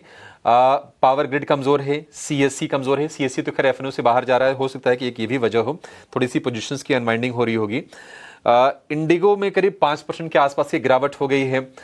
इसके अलावा जो मार्केट से रिलेटेड जो शेयर्स हैं आप देखेंगे उसमें एंजल वन कमजोर है, करीब करीब 4.25% के आसपास की, तो इसमें गिरावट थम नहीं रही है। एसजेवीएन अगेन ये शेयर एफएनओ से बाहर जाएगा, आज इसका लास्ट डे है। एसजेवीएन में आपको करीब 3% के आसपास की गिरावट देखने को मिलेगी। तो माहौल खराब है। वायदा में सिर्फ 2 शेयर हैं जहां पर तेजी है, और दोनों के दोनों वो हैं ज्वेलरी स्टॉक्स, टाइटन और कल्याण ज्वेलर्स। इसमें आपको तेजी दिखेगी, अदरवाइज कमजोर है। हरीश जी ने आई थिंक आपने ब्लू स्टार का नाम लिया था, हरीश जी ब्लू स्टार बताया था आपने। आज हम देखने की वोल्टास में भी तेजी है। वोल्टास करीब करीब 1% ऊपर आपको कारोबार करता हुआ दिखाई देगा। लेकिन बाजार में जो टेक्सचर है वो क्लियरली विजिबली आपको दिखेगा कि आज वो फिर से बेयर से गिरफ्त तगड़ी हो रही है। और जिन लेवल्स को हम छोड़ के ऊपर बढ़े हैं, यानी कि 24,347 के आसपास तक निफ्टी फिसला था, वहां से हमने जर्नी तय की थी करीब 700 पॉइंट से भी ज्यादा की, 750 पॉइंट के आसपास की। लेकिन वो सारी की सारी तेजी जो है रिवर्स हो गई, और फिर से हम 24,500 के एक क्रूशियल लेवल को ब्रेक करके आज देखना कि क्लोजिंग क्या होती है। क्लोजिंग बड़ी इंपॉर्टेंट होने वाली है बाजार की। 24,500 के ऊपर की अगर क्लोजिंग होगी थोड़ी सी राहत समझिएगा, लेकिन अगर उसके नीचे गया तो फिर ये मामला काफी वीक होने जा रहा है। और ये देखिए लॉन्ग टर्म की थियरी अलग काम करती है, शॉर्ट टर्म की अलग काम करती है। लॉन्ग टर्म में तो ठीक है आप स्टॉक्स लेके बैठे रहिए, अल्टीमेटली तो ऐसा नहीं है कि मतलब ये सिचुएशन हमेशा रहेगी। लेकिन जो ट्रेडर्स हैं मतलब हमें उनकी फिक्र ज्यादा है, जो रोज आते हैं कुछ पैसे लेके बाजार में इस उम्मीद से कि आज पैसे बन जाएंगे, लेकिन मामला फिर उल्टा हो जाता है। आज तो खैर हमने सुबह कहा था कि नहीं आप आधे 1 घंटे कोई ट्रेड मत लीजिए, और वैसे ही बाजार ने अपना कह सकते हैं कि चरित्र दिखाया भी कि शुरुआत जितनी कमजोर हुई, कमजोरी फिर उसके बाद बढ़ती गई, और सुबह वाले लेवल अभी फिलहाल हमें स्क्रीन पर दिखाई दे रहे हैं। लक्ष्मीकांत शुक्ला हमारे साथ जुड़ गए हैं कुछ अच्छे ट्रेडिंग आइडियाज के साथ, कुछ बेटर इनसाइट्स के साथ। यस सिक्योरिटीज से हैं लक्ष्मीकांत जी, बहुत शुक्रिया आज आपका समय देने के लिए और हमारे साथ इस शो में जुड़ने के लिए। लक्ष्मीकांत जी कोई ट्रेड है तो बताइए सर, अगर आपका कन्विक्शन है, कन्विक्शन अलाउ करें, आपके अंतरात्मा से आवाज आए कि नहीं ये शेयर चल जाएगा तभी बताइएगा, अदरवाइज मुझे हिम्मत नहीं हो रही कि नहीं तेजी करके और फंसे। बेहतर होगा कोई अगर आपको शॉर्ट साइड का सौदा दिख रहा है तो वो भी बता दीजिए। गुड आफ्टरनून अभिषेक जी। जी हाँ, जिस तरीके से मार्केट में अपने सारे लेवल्स के नीचे की क्लोजिंग देता हुआ जो मार्केट लग रहा है, तो वीकनेस तो है मार्केट में। और अभी भी इस वक्त भी शॉर्ट के ही जो ट्रेड है वही समझ में आ रहे हैं। बट ऐसा कोई स्ट्रॉन्ग कन्विक्शन वाला ट्रेड नहीं है। हाँ, एक थोड़ा सा रिस्की ट्रेड है। मुझे ल्यूपिन वीक लग रहा है। कई दिनों से स्टॉक अपने की मूविंग एवरेज के नीचे सस्टेन कर रहा है। अगर 1900 के नीचे की क्लोजिंग होती है तो हमें फर्दर वीकनेस देखने को मिल सकती है इस स्टॉक में। तो जिनको शॉर्ट करना है वो सितंबर मंथ के कॉन्ट्रैक्ट में अगर ल्यूपिन 1900 के नीचे बंद होने के कगार पर होता है तो वहां पर उस पोजीशन को शॉर्ट को कैरी फॉरवर्ड करके ले जा सकते हैं। और जो स्टॉप लॉस हमें रखना है वो रखना है 1950 का। और जो डाउन साइड के जो टारगेट दिखाई दे रहे हैं वो आते हुए दिखाई दे रहे हैं 1800 के।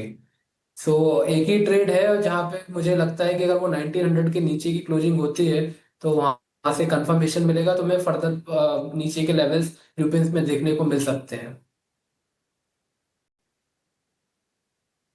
ल्यूपिन में आप शॉर्ट इनिशिएट कर सकते हैं।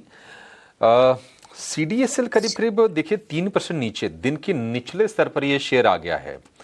इसके अलावा अगर आप बीएसई को देखेंगे, बीएसई भी डे लो पर है, करीब 1.5% की गिरावट। एमसीएक्स भी कमजोर है, एंजल वन के शेयर में भी कमजोरी है। बीएसई का शेयर 2200 रुपए के नीचे। कल के सत्र में हम सवाल ये भी पूछ रहे थे कि अगर हम 3000 रुपए के भाव से देखें अगर बीएसई के शेयर को, 3030 आई थिंक इसका हाई है 52 वीक का, जो एडजस्टेड जो हाई होगा वो। तो अब वहां से करीब 25% ये शेयर नीचे आ गया है, 25% से ज्यादा इनफैक्ट। लक्ष्मीकांत जी, बीएसई हिम्मत है इसमें तेजी करने की या फिर बीएसई भी छोड़ दें? ये तो फॉलिंग नाइफ जैसे हो गए सारे के सारे शेयर। जी, अभी भी यहाँ पर ऐसे कोई रिवर्सल पैटर्न नहीं बन रहे हैं जहाँ पे बाइंग की सलाह दी जाए। मुझे लगता है कि थोड़ा और डाउनवर्ड मूव देखने को मिल सकता है। अभी फिलहाल ये स्टॉक अपने 200 डीएमए लेवल की ओर आने गिर सकता है, जो कि 2070 के आसपास है। तो मुझे यहाँ पे 100 पॉइंट की और गिरावट देखने को नजर आ रही है डेली के चार्ट्स पर। तो बाइंग के लिए तो कोई सलाह नहीं रहेगी। हाँ, शॉर्ट अगर जिन्हें करना है तो मुझे लगता है कि 2275 के स्टॉप लॉस के साथ 2070 तक के टारगेट के लिए यहाँ पे एक शॉर्ट पोजीशन बीएससी में क्रिएट की जा सकती है। तो जो रिस्क रिवॉर्ड रेशियो 1:1 है, तो उसी के अंतर्गत ही यहाँ पे ट्रेड के लिए सुझाव दिया जा रहा है। देखिए, बाजार जब कमजोर होता है ना तो भाषा से टोन से समझ में आ जाता है कि नहीं उतनी कन्विक्शन नहीं है शॉर्ट के सौदे में भी, क्योंकि इतनी गिरावट के बाद बाजार का रिवर्सल दे दे फिर आप उसमें ट्रैप हो जाए तो दिक्कत ये होती है शॉर्ट के सौदों में। और अब ये रात का जो मामला है ना, ये टाइम जोन अगर एक होता ना तब दिक्कत नहीं होती। मुझे लगता है कि नहीं, अमेरिका और ये भारत के जो टाइम जोन में जो फर्क है ना, ये ज्यादा परेशान कर रही है कि हमारे बाजार जब बंद होते हैं तो फिर ये अमेरिका के बाजार खुलते हैं। उसके बाद ट्रंप उठते हैं, फिर फोन उठाते हैं, फिर कुछ ना कुछ ट्वीट करते हैं, या फिर उनके जो सहयोगी भी हैं अलग अलग चैनलों पर बैठ के अलग अलग टाइप के बयान देते हैं। क्या कंक्लूजन निकालें पता नहीं। केविन हैसेट कुछ और कह रहे हैं, स्कॉट बेसेंट कुछ और कह रहे हैं। दिक्कत की बात तो ये है। लेकिन बीएसई अगर आप ट्रेड करना ही चाहते हैं, देखिए रिस्क तो इन्वॉल्व रहेगा। अगर आप शॉर्ट के सौदे लेते हैं तो रिस्क रहेगा। रिस्क, बाजार में बहुत सारे खतरों के खिलाड़ी होते हैं और कई बार ना रिस्क में पैसे बनते भी हैं। तो ये 2275 का स्टॉप लॉस, 2070 का टारगेट, रिस्क रिवॉर्ड रेशियो बिल्कुल 1:1 का ही है, ज्यादा उसमें कुछ रीड करने को लेकर नहीं है। तो ये आप ट्रेड लेके जा सकते हैं। लेकिन कुछ शेयर हैं 7 या 8 की संख्या में जिनका आज वायदा में आखिरी दिन है। और आखिरी दिन मतलब होता क्या है कि वायदा वाले शेयरों में ना फिर थोड़ी एक्टिविटी रहती है ट्रेडर्स की। जब वो बाहर चले जाते हैं फिर वो शेयर हम देखते हैं कि ठंडे पड़ जाते हैं। लेकिन आज सारे के सारे शेयर आप टूटते हुए देखेंगे।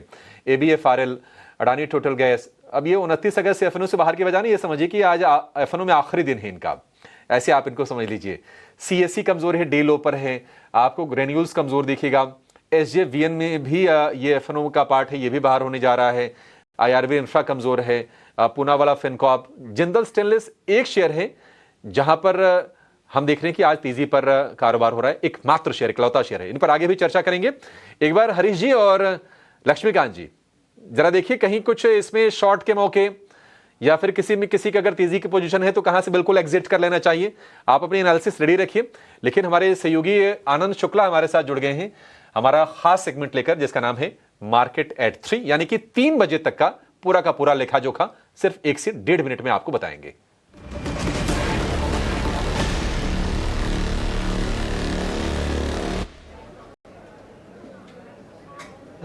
क्या एक्शन हुआ है बाजार में और कहां पर आपकी नजर गई है? जी हाँ अभिषेक जी, 3 बजे तक के बाजार की तरफ देखें, भारी गिरावट देखने को मिल रही है बाजार में आज। और रियल्टी सेक्टर पे जो है लगातार दूसरे दिन दबाव देखने को मिल रहा है। फिनिक्स मिल्स की तरफ देखें, करीब 3% की गिरावट दिख रही है। वहीं प्रेस्टीज स्टेट और गोदरेज प्रॉपर्टीज़ भी 1.5 से 2% की गिरावट पर कारोबार कर रहे हैं।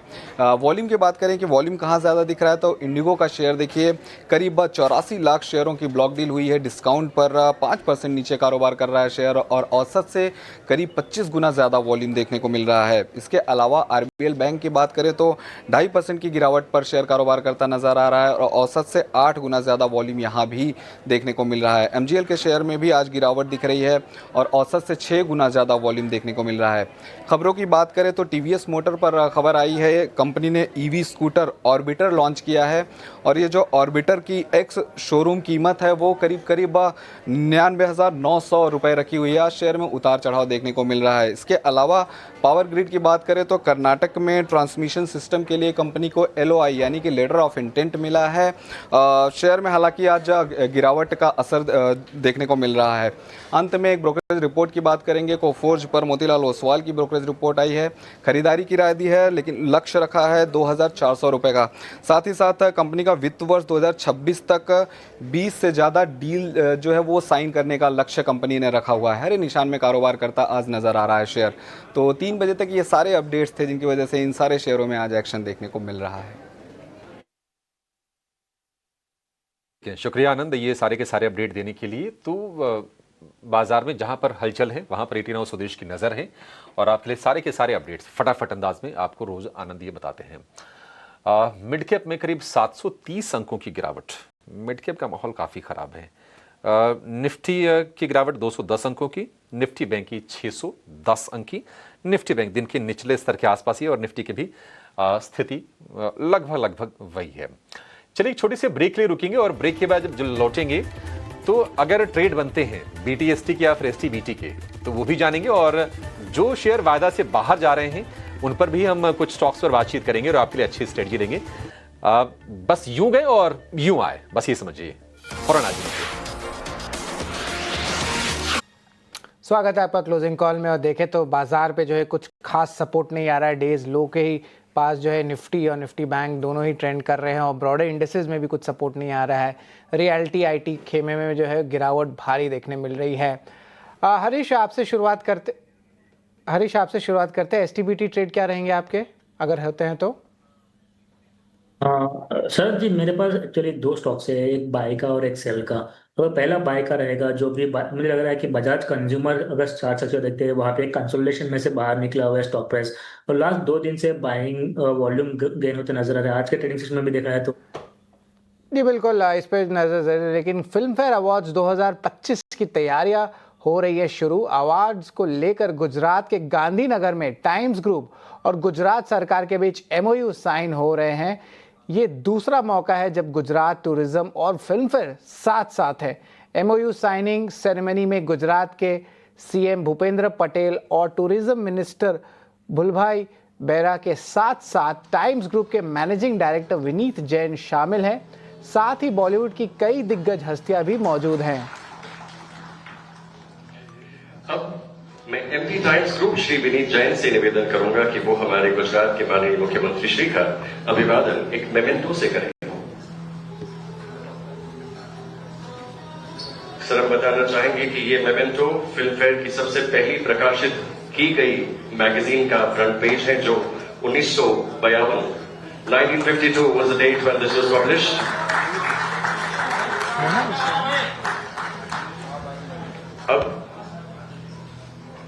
अब मैं डायरेक्टर वर्ल्ड वाइड मीडिया और CEO ZENL BCCL and digital network Shri Rohit Gopa Kumar से निवेदन करूंगा कि वो हमारे माननीय टूरिज्म मंत्री श्री मुड़ुभाई बेरा का अभिवादन करें।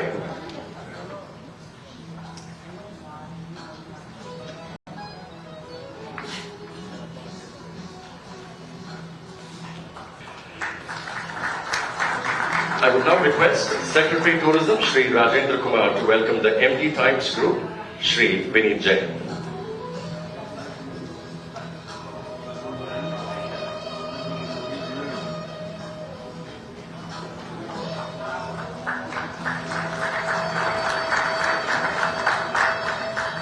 I would now request Shri Rohit Gopakumar to welcome Additional Chief Secretary to Honorable CM Shri Manoj Kumar Das.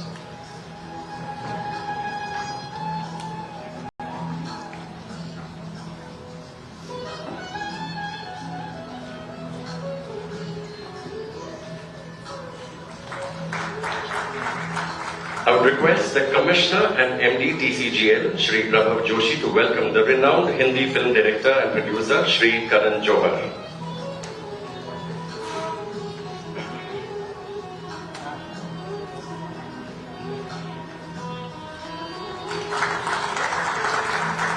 I would now request the joint MD TCGL, Shri Kuldeep Singh Jala, to welcome the renowned Hindi film actor, Shri Vikrant Messi.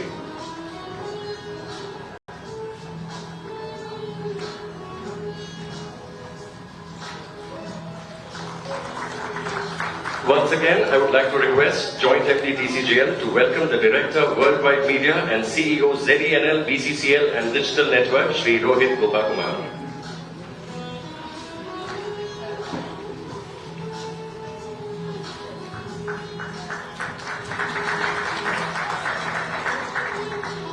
Thank you, sir.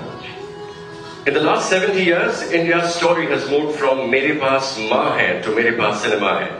From Mother India to Chak De India, films have shaped the national character, fostering unity across people and cultures. And standing tall as the brand synonymous with Hindi cinema through this journey is none other than Filmfare.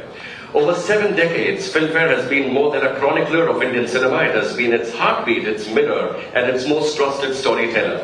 With the Filmfare Award as ये बिल्कुल है, बहुत important venture आप कहेंगे film fair के साथ, Gujarat tourism के साथ। लेकिन वापस बाज़ार पे आते हैं और यहाँ पे कुछ खास सपोर्ट जो है नहीं देखने मिला। हरीश, आपके साथ हम लोग जुड़े थे STBT BTST ट्रेड, 2 ट्रेड्स थे, ज़रा एक बार फिर से रिपीट करेंगे?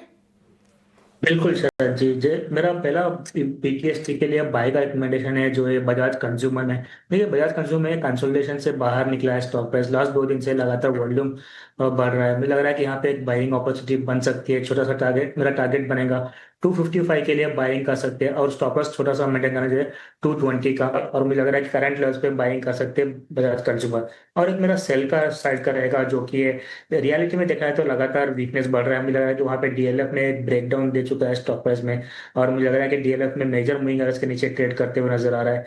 तो DLF के लिए मेरे नीचे के टारगेट्स बनेंगे शॉर्ट के लिए 722 के लिए टारगेट्स के लिए सेल कर सकते हैं, और स्टॉप लॉस मुझे लग रहा है कि 770 का स्टॉप लॉस के साथ सेल करना चाहिए DLF में। DLF और बजाज कंज्यूमर केयर, इस पे जो है नजर रहेगी। लक्ष्मीकांत, आपके क्या रहेंगे STBT BTST ट्रेड अगर है तो? जी, सेल कॉल के बारे में मैं ऑलरेडी बता चुका हूँ। ल्यूपिन में मेरा जो कनेक्शन है वो थोड़े मेरी साइड का है, तो मुझे लगता है कि वहाँ पे 1800 के लेवल्स हम देख सकेंगे। BTST के लिए मुझे लगता है कि इंजीनियर्स इंडिया को देखा जा सकता है। काफी दिनों से स्टॉक अपने 200 DMA लेवल के ऊपर ट्रेड कर रहा है और एक स्टेबिलिटी भी देखने को मिल रही है। आज यहाँ पर 2.5% के साथ ये स्टॉक ऊपर भी है और मैकडी में यहाँ पे बुलिश क्रॉसओवर देखने को मिल रहा है। तो मुझे लगता है कि 195 के स्टॉप लॉस के साथ इंजीनियर्स इंडिया को बाय करके चला जा सकता है।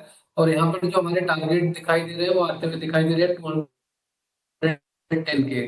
तो ये ट्रेड BTST के लिए हमारी तरफ से रहेगा। इस पे जो है नज़र ज़रूर रहेगी। इंजीनियर्स इंडिया स्टॉक लगभग 2.5% ऊपर है, तो इस पे भी हमारी नज़र रहेगी। एक बार रिलायंस पे फोकस करते हैं। कल AGM है 2 बजे और एक अच्छी रिकवरी रिलायंस में दिखने मिल रही है। ऑफ कोर्स बाजार की कुछ एक्सपेक्टेशंस भी है रिलायंस के AGM से, क्योंकि जियो फाइनेंशियल सर्विसेज में कुछ खास तो आया नहीं था जहां तक हमने रीड की है, लेकिन रिलायंस एजीएम में एक्सपेक्टेशंस है 4-5 एक एक करके मैं थोड़ा सा बता देता हूं कि उनकी कमेंट्री क्या रहेगी रिटेल सेगमेंट को लेके। जियो में कई वैल्यू अनलॉकिंग की कुछ टाइमलाइन अगर आती है, और जो न्यू एनर्जी बिजनेस है वहाँ पे गाइडेंस क्या रहेगा आगे का, उस पर भी फोकस रखेंगे। अभिषेक बता भी रहे थे 1380 लेवल्स पे था, पर देखिए रिकवरी आया 1390 पे रिलायंस आ गया है, शायद एक और रिकवरी अटेम्प्ट आएगा 1400 के तरफ से। लक्ष्मीकांत जी आपसे ही पूछना चाहूंगा, just ahead of the AGM Reliance पे कोई ट्रेड बनता है? देखिए रिलायंस में आज हमें निचले लेवल से बाइंग देखने को मिल रही है, और यहाँ पर अगर मैं कैंडलस्टिक पैटर्न की बात करूँ तो यहाँ पर मुझे ड्रैगन फ्लाई डोजी पैटर्न देखने को मिल रहा है। सो ओवरऑल एक शॉर्ट टर्म रिवर्सल ट्रेड यहाँ से बन सकता है। 1360 का स्टॉप लॉस लेकर यहाँ पर हम एक पुल बैक का एक्सपेक्टेशन रख सकते हैं। अपर साइड के जो मूव है मुझे लगता है कि 1440 1450 तक देखने को मिल सकते हैं। ठीक है, 1440 1440, ठीक है। रिलायंस रिकवरी दिखा तो रहा है, और रिलायंस की इस रिकवरी से क्या बाजार का मूड कुछ सुधरा है या नहीं? थोड़ा सा जो गिरावट 200 अंकों से ज़्यादा की थी वो गिरावट हो गई है अब 190 अंक की, 24,500 के ऊपर आपको दिखाई देगा। निफ्टी टिक जाए तो अच्छा है, 5 मिनट के आसपास का समय शेष रह गया है आज के इस सत्र में, लेकिन निफ्टी बैंक का स्ट्रक्चर वीक है। निफ्टी बैंक ने परेशान बहुत किया है।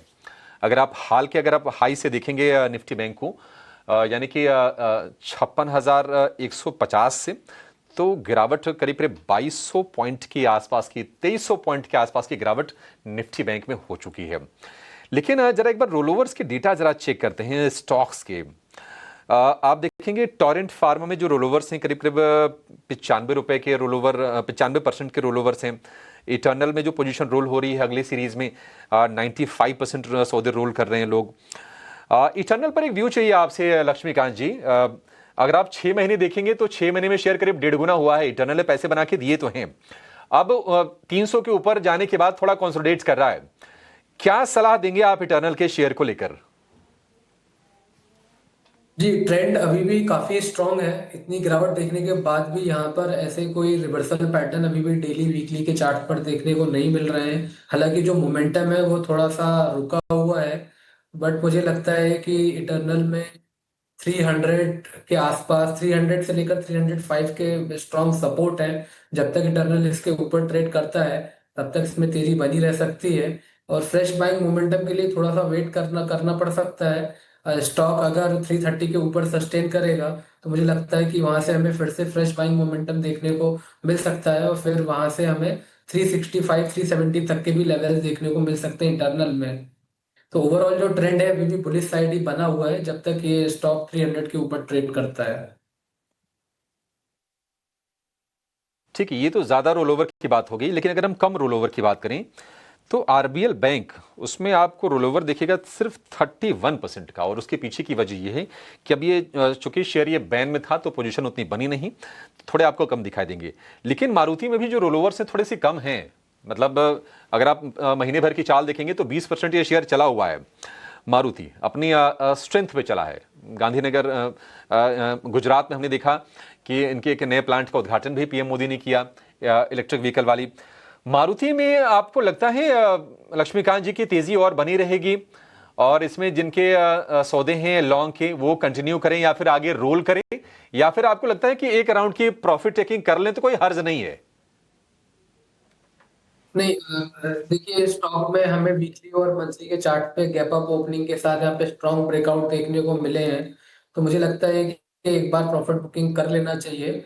और बट अगर आप लॉन्ग टर्म के लिए नजरिए से देख रहे हैं अराउंड 1 ईयर 1.5 ईयर के लिए, तो मुझे लगता है कि इसमें बने रहना चाहिए। शॉर्ट टर्म ट्रेडर को भले ही एक बार प्रॉफिट बुक करना चाहिए, क्योंकि अभी भी यहाँ पर जो हमारे मंथली और वीकली चार्ट्स हैं वहां पर अभी भी यहाँ पर कोई रिवर्सल देखने को नहीं मिल रहा है। मुझे लगता है कि यहाँ से स्टॉक 16,000 तक के लेवल तक निकल सकता है ऊपर की तरफ। तो क्योंकि जो हमें ब्रेकआउट मिले थे वो काफी स्ट्रांग मिले थे, और अभी भी जो लेवल्स हैं लोअर लेवल्स वो अभी भी अपने प्रीवियस स्विंग हाई के ऊपर ही ट्रेड कर रहे हैं। तो ओवरऑल स्ट्रेंथ है स्टॉक में, बट शॉर्ट टर्म बेसिस पर हमें लगता है कि यहाँ पे प्रॉफिट बुक करके चलना चाहिए। बट जिनका लंबे समय का नजरिया है तो मुझे लगता है कि वो 16,000 तक टारगेट के लिए रुक सकते हैं। ठीक है, 16,000 के टारगेट के लिए आप लंबी अवधि में रुक सकते हैं। निफ्टी बैंक की अगर हम रोल ओवर की बात करें तो 76% के रोल ओवर्स हैं, थोड़े कम हैं, बट आखिर में जाते जाते थोड़े रोल ओवर्स बेहतर होते हुए ज़रूर आपको दिखाई देंगे। एक बार जरा निफ्टी के भी रोल ओवर्स देखेंगे। निफ्टी के जो रोल ओवर्स हैं 80% के हैं, तो आखिर में जाते जाते थोड़ा सा ना 80%, इसको ना आप 80 कर लीजिए निफ्टी का, और निफ्टी बैंक का है 76। अभी मैं बिल्कुल लेटेस्ट डेटा ये बता रहा हूँ, ये हमारी ग्राफिक्स टीम में थोड़ा सा पहले डेटा ये रखा हुआ है आपके सामने। तो रोल ओवर्स तो ठीक है, रोल ओवर्स में ऐसे कोई दिक्कत नहीं है। थोड़ा सुस्त है, ऐसा लग रहा था कि नहीं थोड़ा कम रह जाएगा, लेकिन आखिर में जाते जाते थोड़ी पोजीशंस ताबड़तोड़ लोगों ने रोल की है, तो कन्विक्शन तो है बाजार को लेकर, ऐसी कोई दिक्कत की बात नहीं है। लेकिन जो क्लोजिंग होने जा रही है आप देखिए, 183 अंक नीचे 24,500 को निफ्टी ने आज बचाया क्लोजिंग बेसिस पर। ये संकेत शुभ तो नहीं कहेंगे, बट थोड़ी राहत देने वाली हम जरूर कहेंगे। अब गिरावट में शुभ तो नहीं कह सकते, लेकिन निफ्टी बैंक की बात करें, लोअर लेवल से थोड़ी सी रिकवरी हुई है, लेकिन 53,900 यानी कि 54,000 के नीचे की क्लोजिंग। निफ्टी बैंक की क्लोजिंग खराब हुई है। निफ्टी की अगर हम क्लोजिंग की बात करें, 24,500 को बचा लेना एक छोटी सी राहत है निफ्टी के लिए। टाइटन इकलौता शेयर रहा जहां पर आज हमने तेजी देखी। इसके अलावा कोल इंडिया, हीरो मोटो, एल&टी, मारुति सुजुकी और एक्सिस बैंक ये आधे % के गेंस के साथ बंद हुए हैं। और अगर हम गिरावट की बात करें तो आईटी ने मूड खराब किया, स्पॉइल किया। एचसीएल ठीक 3% नीचे, इन्फोसिस, टीसीएस में करीब करीब 2% के आसपास से गिरावट, पावर ग्रिड 2% टूटा है। और इसके अलावा HUL, HDFC bank, ICC bank यहां पर गिरावट रही करीब 1.25% से लेकर 1.5% के आसपास तक की। पूना वाला फिनकॉर्प चूंकि एफएनओ से बाहर जा रहा है, सबसे ज्यादा टूटा ये 6.5%। सीएससी में गिरावट 5% की, ये भी एफएनओ में आज इसका आखिरी दिन था, कल से बाहर हो जाएगा। इंडिगो की बात करें, ब्लॉक डील 3% इक्विटी की होने की खबर आई थी, लेकिन 2% इक्विटी की ही हुई। 5% शेयर ये आज टूटा है। और इसके अलावा आईआरबी इंफ्रा, एसजेवीएन ये भी एफएनओ से बाहर हो रहे हैं, यहां पर भी गिरावट आज हमने देखी है करीब करीब 3.5 से 4% के आसपास की। जो क्लोजिंग हुई है 24,500 पर एग्जैक्ट ये क्लोजिंग हुई है निफ्टी की। 211 अंक नीचे। और निफ्टी बैंक की बात करें 630 अंकों की गिरावट, 23,820 पर आज की क्लोजिंग। थोड़ा कॉन्फिडेंस शेक तो हुआ है। निफ्टी में लगातार दूसरे सत्र में गिरावट, निफ्टी बैंक में लगातार 4 सत्र की कमजोरी हो गई है। टैरिफ को लेकर टेंशन कायम है। नजर होगी कि सरकार की तरफ से टैरिफ के मसले पर एक्सपोर्ट बढ़ाने को लेकर, इकोनॉमी को यहां से और स्टिमुलेट करने को लेकर क्या स्टेटमेंट्स आते हैं, और अमेरिका में डोनाल्ड ट्रंप और उनके सहयोगी क्या कहते हैं, ये भी हमारे फोकस में रहने वाला है। लेकिन चलिए शो को यहीं पर समेटेंगे। हरीश जी और लक्ष्मीकांत जी, बहुत शुक्रिया आज आपका समय देने के लिए और तमाम शेयरों पर हमारे व्यूवर्स को गाइड करने के लिए, कमाई करने में उनकी मदद कराने के लिए। इस शो में फिलहाल इतना ही। शरद को और मुझे आप दीजिए